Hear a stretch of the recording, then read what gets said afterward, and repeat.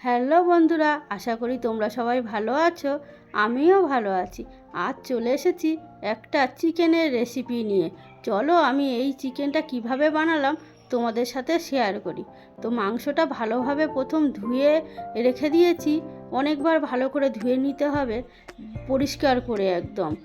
তারপরে আলুটা কেটে রেখেছি, দেখো ডুমো ডুমো করে মাংসের যেমন আলু কাটে ওইভাবে আলুটা কেটে রেখেছি। পেঁয়াজও কুচিয়ে নিয়েছি, আর এখানে আদা রসুন একসাথে বেটে রেখেছি। তো মাংসের মধ্যে প্রথম পেঁয়াজটা দিয়ে দেব, তারপরে আদা রসুনটাও দিয়ে দেব।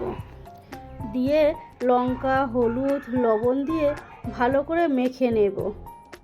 তার মধ্যে দিয়ে দেবো একটু সর্ষের তেল। তো এইভাবে ভালো করে মাংসটাকে মাখতে হবে। বেশি কিছু মশলা আজকের আমি মাংসের মধ্যে দেব না, যেমন ধরো জিরে গুঁড়ো, ধনে গুঁড়ো, এইসব কিছুই দেব না। সিম্পলভাবে আজকের এই মাংসটা রান্না করব। তোমরা এইভাবে করে খেয়ে দেখো, আশা করি তোমাদের খুব ভালো লাগবে। তো সব কিছু মশলা দেওয়া হয়ে গেছে। এখন মাংসটাকে ভালো করে মেখে নেব। খুব সুন্দরভাবে মাখতে হবে, এমন করে মাখতে হবে যেন মশলাগুলো সব মাংসের গায়ে লাগে।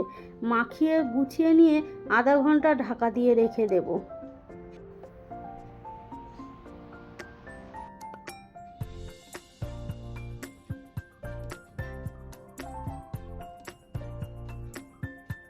তো দেখো মাংসটা খুব সুন্দরভাবে মাখা হয়ে গেছে।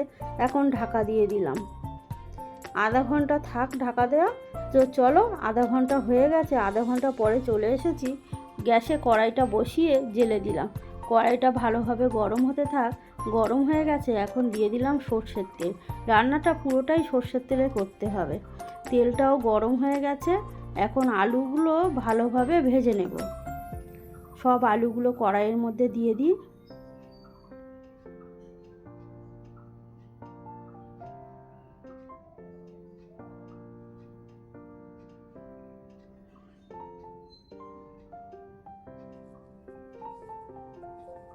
আলুগুলো সব কড়াইয়ের মধ্যে দেওয়া হয়ে গেছে। একটু লবণ আর একটু হলুদ দিয়ে দেবো আলুর মধ্যে। দিয়ে ভালো করে নাড়িয়ে ঢাকা দিয়ে দিয়ে আলুটাও লাল করে ভেজে নেব।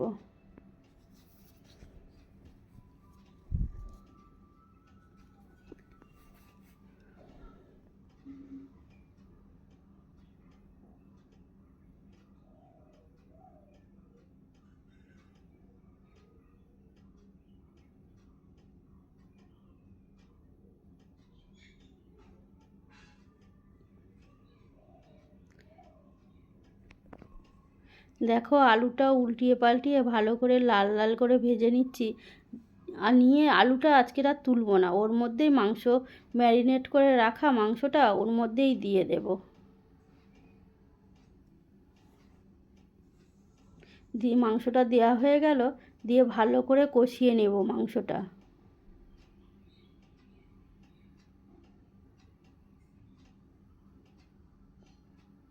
একটু কষিয়ে নেওয়ার পরে দিয়ে দেব লবণ। দিয়ে আবারও কষিয়ে নেব মাংসটা।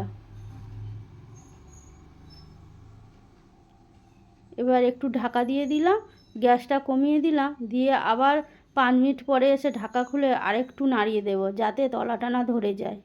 বেশ ঢাকা দিয়ে দিয়ে কম আছে বেশ মাংসটা 20-22 মিনিট মতো এইভাবে কষাতে থাকবো, যাতে এই কষাতে কষাতে মাংসটা আর আলুটা একদম সেদ্ধ হয়ে যায়।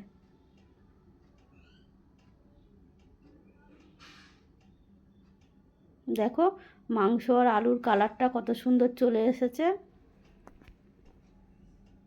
আবারও একটু ঢাকা দিয়ে দিলাম। দিয়ে 2 মিনিট পরে আবার একটু খুলে আবার একটু কষিয়ে দেব।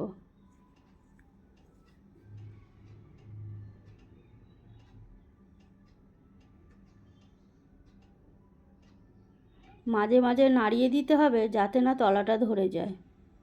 তলা ধরে গেলে তরকারির টেস্টটাই আলাদা হয়ে যাবে। দেখো কষানো আমার পুরো কমপ্লিট। এবার জল দিয়ে দেব।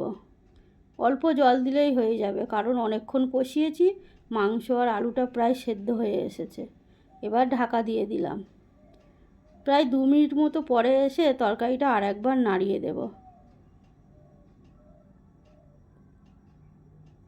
দেখলাম আলু আর মাংসটা পুরো সেদ্ধ হয়ে গেছে। আর এখানে গরম মশলা বেটে রেখেছিলাম, গোটা গরম মশলা দিয়ে দিলাম, দিয়ে নাড়িয়ে একটু ঢাকা দিয়ে দেব।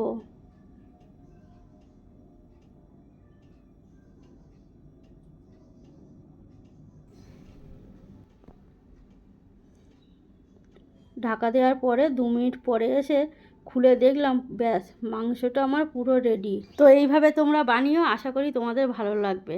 তোমাদের যদি ভিডিওটা ভালো লেগে থাকে প্লিজ একটা লাইক কমেন্ট শেয়ার করো। আর যারা নতুন দেখছো প্লিজ চ্যানেলটাকে সাবস্ক্রাইব করে আমার পরিবারে চলে এসো। তোমরা ভালো থেকো, সুস্থ থেকো সবাই। আর তোমাদের সাথে দেখা হচ্ছে নেক্সট ভিডিওতে। টাটা।